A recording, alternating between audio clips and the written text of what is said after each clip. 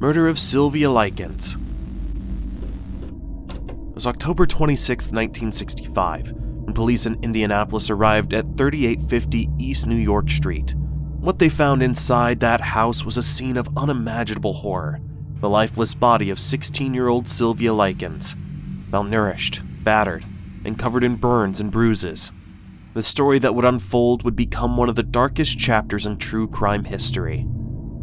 Sylvia Likens was an ordinary teenager from a poor family, known as Cohee to those close to her. She was sweet, spirited, and always kept her smile hidden because of a missing front tooth. Her parents, struggling to make ends meet, left Sylvia and her younger sister Ginny in the care of Gertrude Benezweski, a frail but cruel woman with 7 children of her own. For $20 a week, Benezweski agreed to look after the girls while Sylvia's parents traveled for work. At first glance, Gertrude's home was chaotic but ordinary, but lurking beneath the surface was a cruel authoritarian whose idea of discipline quickly turned sadistic. It all began with a missed payment. One week, Sylvia's parents' money order arrived late, and Gertrude lashed out. From that moment on, Sylvia became the target of escalating abuse. At first, it was beatings. Gertrude used a paddle and a thick leather belt to punish Sylvia and Ginny for minor infractions. But soon things took a darker turn. Neighborhood children joined in. They treated Sylvia's suffering as entertainment. Some practiced judo moves on her, others extinguished cigarettes on her skin, and one boy even helped carve the words "I'm a prostitute" onto her stomach.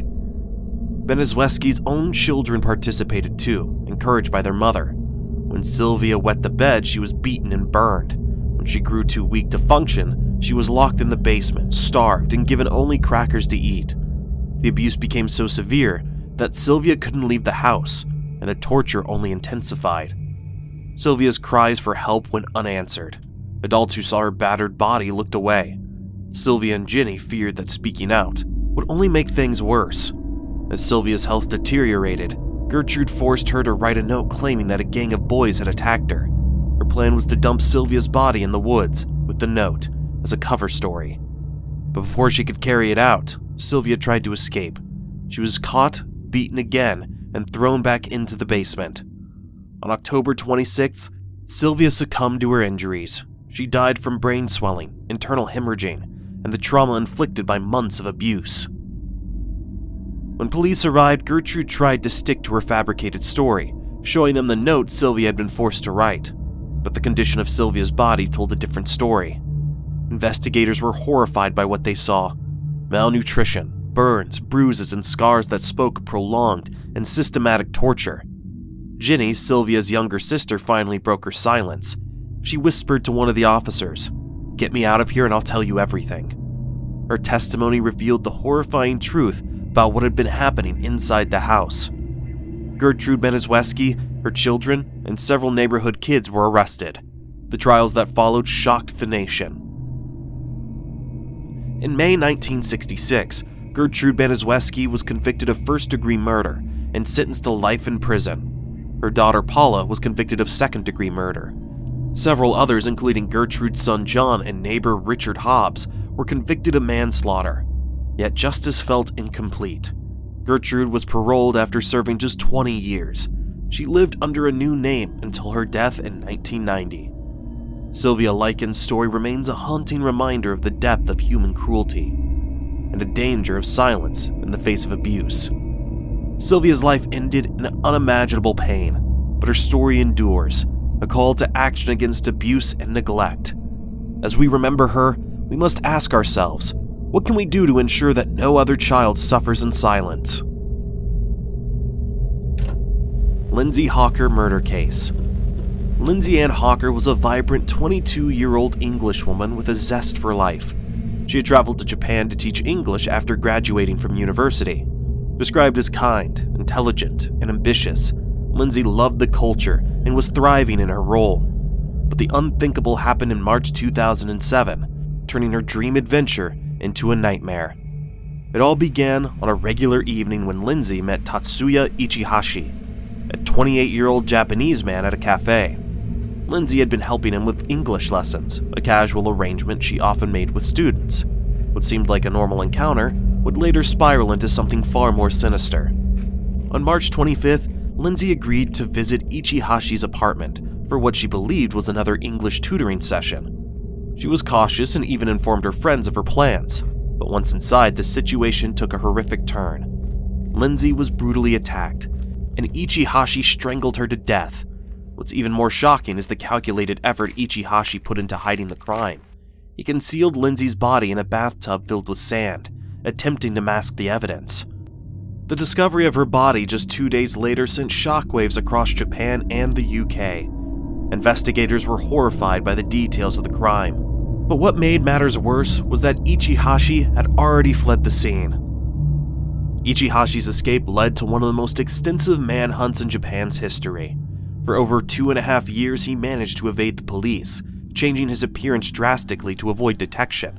He cut his hair, altered his facial features, and lived in isolation, moving from place to place. But as they say, the truth has a way of catching up. In November 2009, a crucial break came when Ichihashi was spotted boarding a ferry in Osaka. Police arrested him, ending his years on the run. During the trial, Ichihashi claimed that Lindsay's death was accidental and that he had panicked. However, the evidence and his attempts to hide the crime told a different story. In 2011, he was sentenced to life in prison. Lindsay's parents, though devastated, worked tirelessly to ensure her story wouldn't be forgotten. They fought for justice, hoping that their efforts would prevent such tragedies in the future.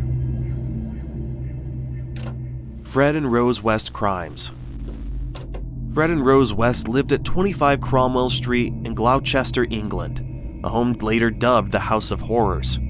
On the outside, it appeared unremarkable, a typical residence in the quiet neighborhood. But behind those walls, the Wests carried out unimaginable acts of cruelty and murder. Fred West, a builder by trade, had a troubled past filled with accusations of abuse and violence. Rose's second wife shared his dark desires, making them a deadly duo.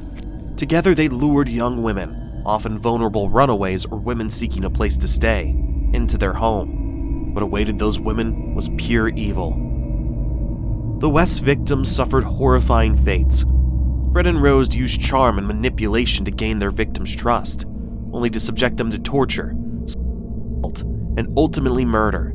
Their twisted acts didn't spare even their family. Fred's own daughter, Heather, became one of their victims. What made their crimes even more chilling was their methodical disposal of the bodies. Fred buried many of their victims in the garden or under the cellar floorboards, as if they were mere trash. Over time, their victim count grew to at least 12 known individuals, but some speculate there could be more. For years, the West crimes went unnoticed, behind the facade of a normal household, but in 1992, their sinister secret began to unravel. A young woman who had lived with the West and suffered abuse came forward with her story. Her courage set off a chain of events that led the police to investigate the couple. Initially, the investigation centered around accusations of child abuse, but as authorities dug deeper, they found evidence suggesting something far worse. In February 1994, the police executed a search warrant at 25 Cromwell Street, suspecting foul play in the disappearance of Heather West, Fred's daughter. The grim truth was discovered when investigators discovered human remains buried in the garden. The forensic evidence linked the remains to Heather, confirming the suspicions. As the search expanded, more remains were unearthed, revealing the full extent of Fred and Rose's atrocities. Fred was arrested immediately, and during interrogation, he shockingly confessed to the murders. However, he claimed Rose had no involvement, a statement that many believed was his attempt to protect her. Rose, on the other hand, denied all knowledge of the crimes. In a turn of events, Fred died by suicide in prison before he could stand trial, leaving Rose to face justice alone. During her trial in 1995, the court heard harrowing testimonies and chilling evidence, painting Rose as not only complicit, but an active participant in the murders. She was found guilty of 10 counts of murder and sentenced to life imprisonment, without the possibility of parole. Today, 25 Cromwell Street no longer exists. The house was demolished in 1996 to erase its horrific legacy. Yet the story of Fred and Rose West lives on, serving as a grim reminder of how evil can hide in plain sight. Mom found a human head in her son's closet. In Grand Junction, Colorado, it was a typical afternoon when Terry Cohee walked into her son's room, unaware that the discovery she was about to make would shatter her world forever. As she opened that closet door, The sight she was met with would haunt her for the rest of her life. There, tucked away in the corner, was a human head, fresh, gruesome, and unmistakably real. But how did it get there, and who was responsible? Terry's heart raced as panic began to set in. Was this some sick joke, a mistake? But the reality of it hit her all at once. This was no prank. She immediately backed out of the room, her mind struggling to comprehend the horror she had just witnessed. Without wasting a second, Terry called the authorities, her voice trembling with disbelief as she relayed the chilling scene she had just discovered. The police arrived within minutes. Their faces, typically stoic, betrayed their shock as they examined the scene. The human head was severed cleanly, and after a thorough investigation, they confirmed it was indeed the remains of an unidentified person. It wasn't long before the search for the identity of the victim and the circumstances surrounding their death began to intensify.